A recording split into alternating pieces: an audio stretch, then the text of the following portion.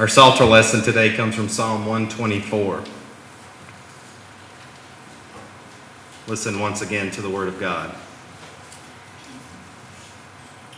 And I want us to read today responsively. Not to forget that. If you'll read the even verses, I'm going to read the odd verses. So let's read together Psalm 124. If it had not been the Lord who was on our side, let Israel now say,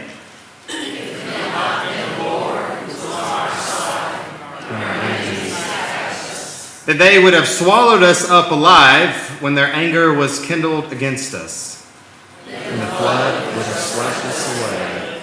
The torrent would have gone over us. Then over us would have gone the raging waters.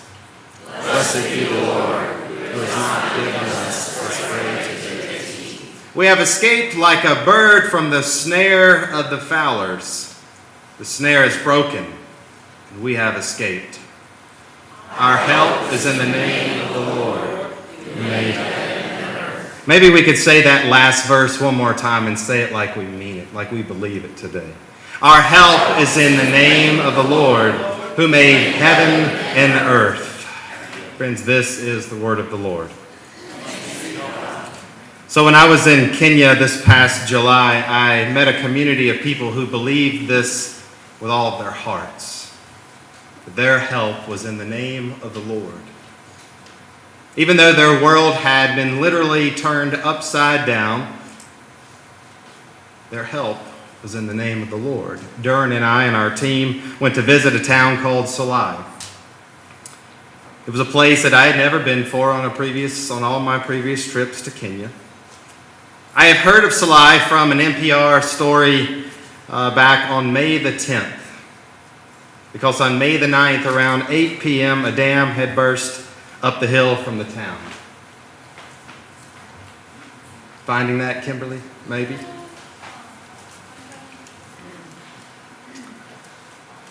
Over 100 people were killed that night.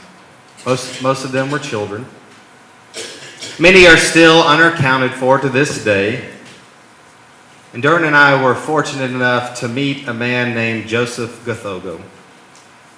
And I want to read a news article that I found this week about Joseph. I was blown away of all the people that were affected that there was one article written. It was about a man that I actually got to meet. He had told us firsthand a little bit about his experience while we were there with him, but the article added a few details that we did not know. It goes like this. When Mr. Joseph Githogo decided to buy meat for his family in the evening of Wednesday, this was May the 9th, his intention was to brighten their faces with a delicious meal. Meat is something really special in Kenya. He actually prepared it for them when he took it home as his 4 children gazed with awe. Mr. Githogo, a boda operator, that's a motorcycle, had promised his children a present during the day, and he had finally availed it. It was about 6:30 p.m., and the time for supper was nearing by the minute. However, his decision to go back to work for some minutes to earn more money marked the last time he would ever see his children in a happy mood. After slicing the meat for them, I decided to go back to work to see if I could get at least one more client. In 5 minutes, I found a client and ferried him to the next village, said Mr. Githogo. But when he was coming back, he decided to check on his mother, and upon entering her home, he was served with food. Even before I could take the first spoon, we heard a loud bang on the top of the hill. We all got out, and after a brief conversation, we realized it could have been a dam that had exploded.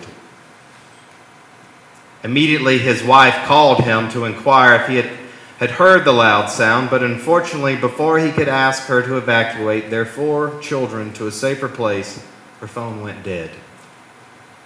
Forgetting the meal he had been served, Mr. Githogo rushed to his motorbike and speedily rode towards his home to save his family. I felt there was danger ahead, and so the first thing that hit my mind was saving my wife and 4 children. I drove very fast, he recalled. He remembered how, as he sped towards his home, the rumbling of the water increased and its intensity horrifying. By the time he arrived at the gate of his home, the water had reached him.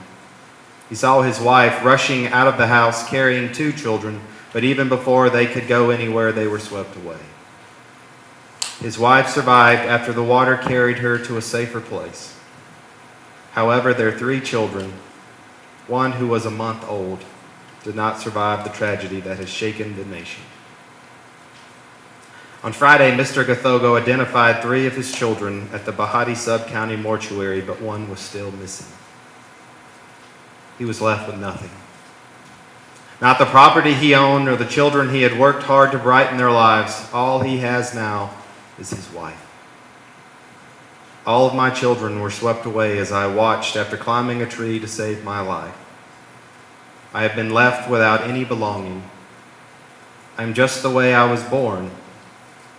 Even the clothes I am wearing are donations, he said.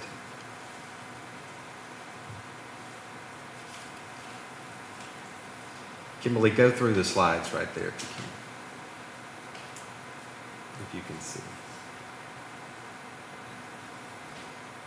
That's Joseph's 4 children.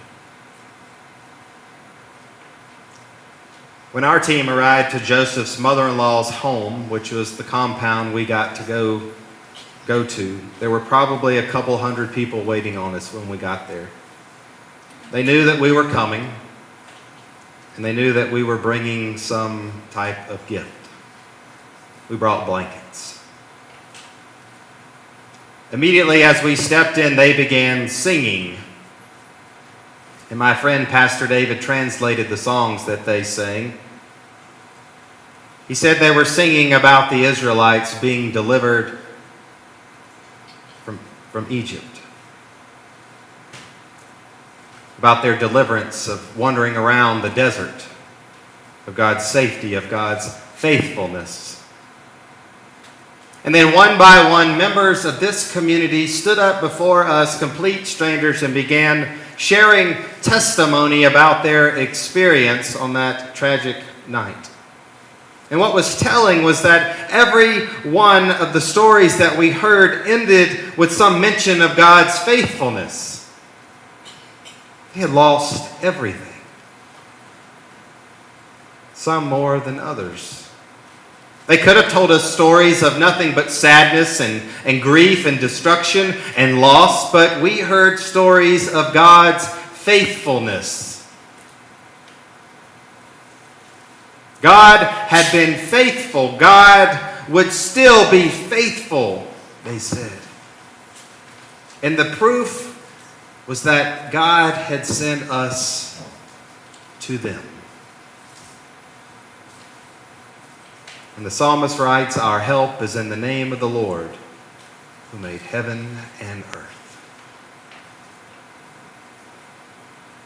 When Neil was first diagnosed with cancer almost 3 years ago to this day, a parishioner of mine handed me a book written by John Claypool. He's a former Baptist minister turned Episcopalian priest. And in this book, he records sermons that he preached after learning of his 8-year-old daughter's leukemia. It's Tracts of a Fellow Struggler. It's a great book. You can borrow it if you'd like to sometime. And he begins in much the same way that I had to that week, in a place of shock and numbness. As he's standing before his church family, his community of faith, he says this. He says, "Long before this happened to me, I'd come to the conclusion that it was the nature of God to speak to us in the language of events. And that it was the nature of the church for human beings to share with each other what they had thought they had heard God say and the things that had happened to them." Now, the events that urged the writing of Psalm 124 are a bit unclear for us this morning. We aren't sure who the enemies are. We aren't clear of what the flood might actually mean. Was it a flood? We don't really know. But we are clear that this community of people has survived some traumatic event or events. And here this morning, what we hear is what they thought they had heard God saying during these events. Something like this: I am here. I've got you. You are not alone. Words of thanksgiving to God for his faithfulness would pour out from this psalmist, speaking on behalf of the community. For there was no other who could carry them through these uncertain times. For our help is in the name of the Lord who made heaven and earth. Y'all, this is a community of people with a new story to tell. A new story, not one based on the fear that I'm assuming they felt. Not one based on the destruction that they had experienced. A new story. A new story of God's faithfulness. And y'all, I think that's awesome. They could have let the events of the past, the things that had already happened to them, define who they could and would become. But they were determined because they had a different story than the past had told them.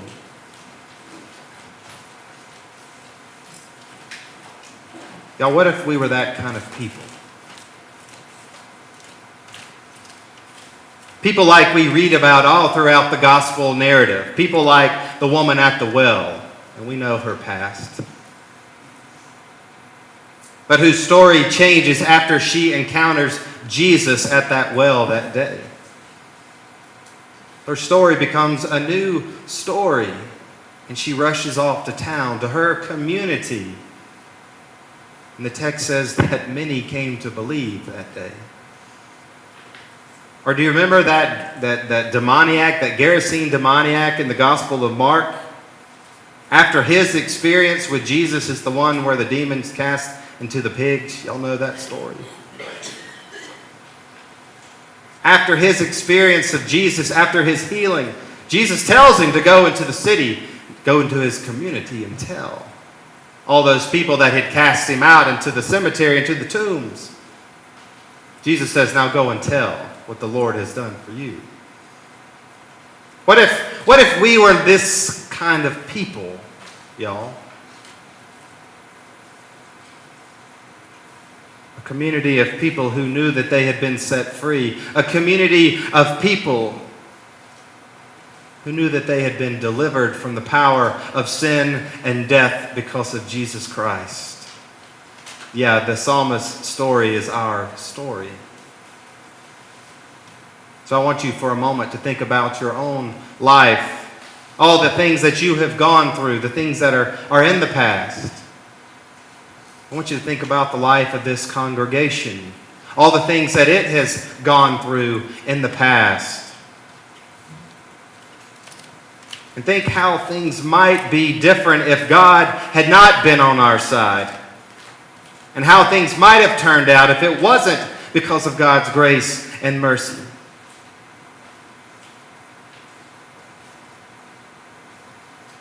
Three and a half years after his daughter passed away, Claypool would preach a sermon. And he used the story of Job as an example. And though the past and the way things used to be were now in the past, God had to remind Job of where all those things he once treasured came from. It was this new understanding of the past, this realization that nothing really belongs to us in the sense that we have a right to it, that gave Job a sense of perspective about his losses and started him on the upward swing of healing, Claypool would write. Basically, what God is saying to Job is that he has not been totally defeated, but he was still here. And because he was still here, he was still capable of having a future.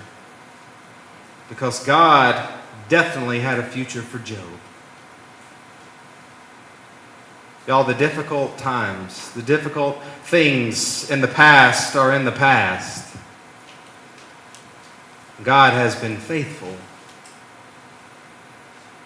This is the message I believe my friends in Salai live with and continue to live with every fiber of their being, even as hard as it is after everything they had lost. Y'all, I'm not sure I've ever seen a faith like that of Joseph's.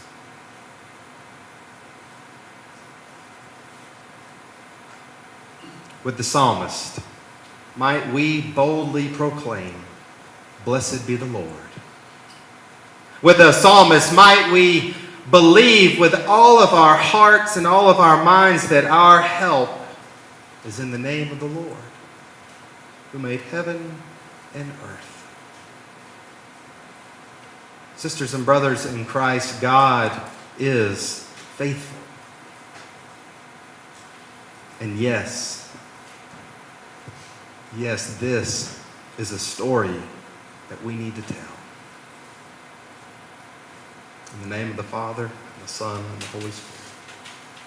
Amen.